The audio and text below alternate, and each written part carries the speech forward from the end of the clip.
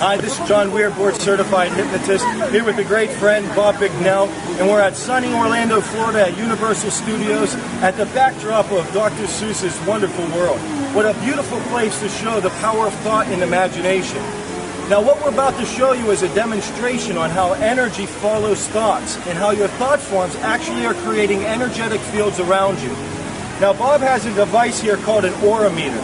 And what the aura meter does is detects energy fields or the aura around yourself. Every single thought, whether you believe it or not, is actually creating a difference in your energy fields. And we're about to put on a demo to show how negative thoughts will shrink the field where positive thoughts expand it. Now you can see where the aura meter is right now. It is in a flat neutral position. As soon as it hits an energy field, you'll see the aura meter go up. And this is a way of detecting the energy fields around all people. So we're going to cut for now, and when you see us again, we'll be putting on a demonstration to prove the power of thought. 3. Hey John, this is Bob Bicknell. I'm here with the aura meter. We're just showing the demonstration of this and the power of thoughts and your words. The first thing we're going to do is have Siobhan hold a neutral thought, and we'll see where her field comes out to. So if you observe, this will go up at the end of her field. So this is what would be a demonstration of a neutral thought.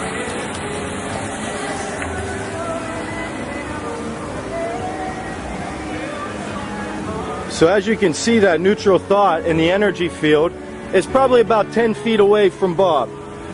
So what we're going to do is we're going to show the difference now in the influence of negative thinking versus positive thinking. Okay, what we're doing here is we're going to have Siobhan hold a negative thought, and you'll see how her field shrinks. The power of this is showing teenagers, kids, adults the power of their negative thoughts and how their field shrinks.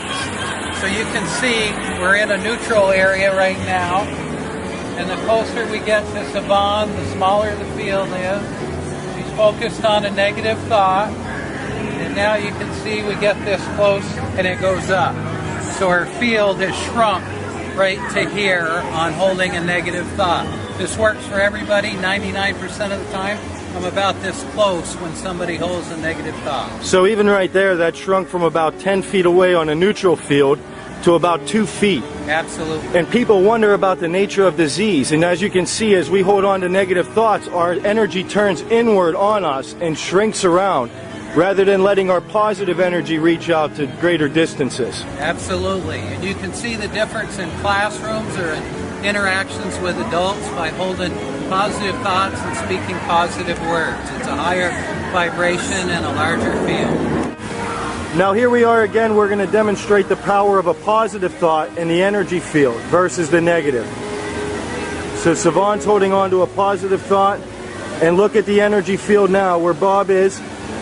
It's about 20 feet away, 30 feet away from where Siobhan is.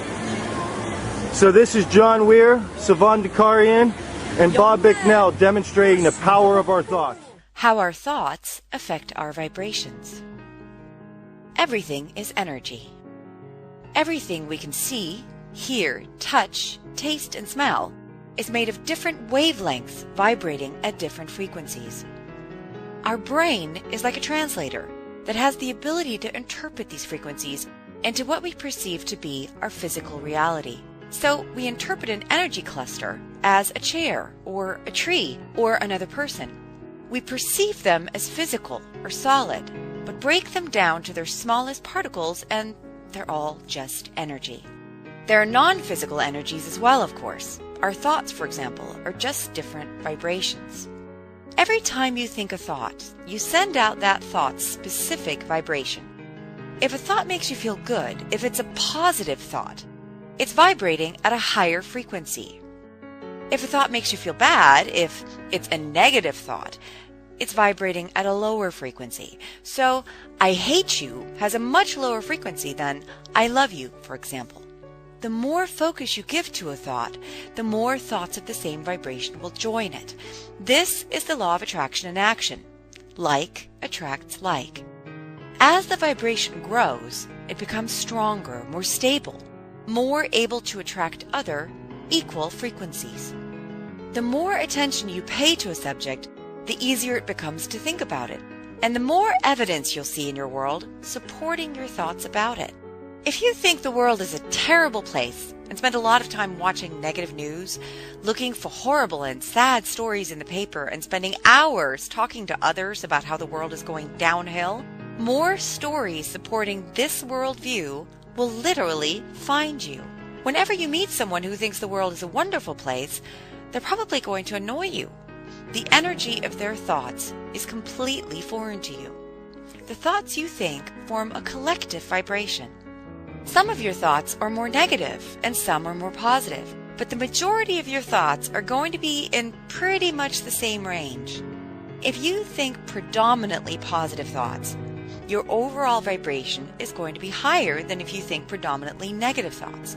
And this collective vibration will affect what thoughts or vibrations you have access to. If you're a predominantly negative person, you'll have a very hard time thinking a cheery, sunshiny, happy puppy thought.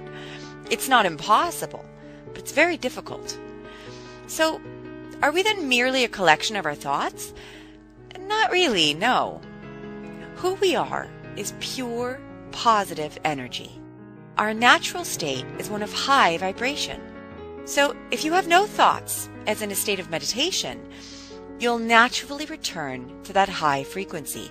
Any thought which deviates from this high vibration, however, will have the effect of bringing your overall vibration down. The thing to remember, though, is that we have the ability to deliberately choose which thoughts we think. We don't have to be at the mercy of our thoughts, letting them determine our collective vibrations. We can change our energies at any time. There are many ways to raise your vibration, and you can work your way up the emotional scale one issue at a time. But the most important thing to remember is that you have the power to choose your thoughts, and therefore you have the power to change your vibration and how you feel. Make a commitment to yourself today that you'll no longer put up with not feeling good, not being who you really are. Reclaim your power and deliberately choose to feel the way you were always meant to, because you are supposed to feel good. It's your natural state. All you have to do is allow yourself to return to it.